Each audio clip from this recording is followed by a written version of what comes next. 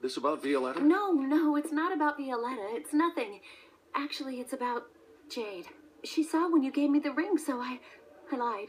What do you mean you lied? Yeah, I told her the ring was for her, and that you were rehearsing your marriage proposal.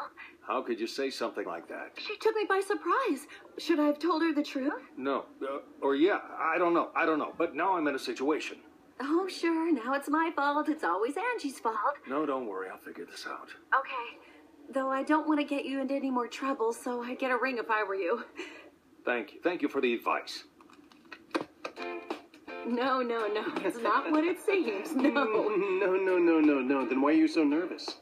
It's incredible how nervous you get around that girl. I'm not nervous. What are you talking about? I don't get nervous. Nervous? You kidding me? Pablo, that's preposterous.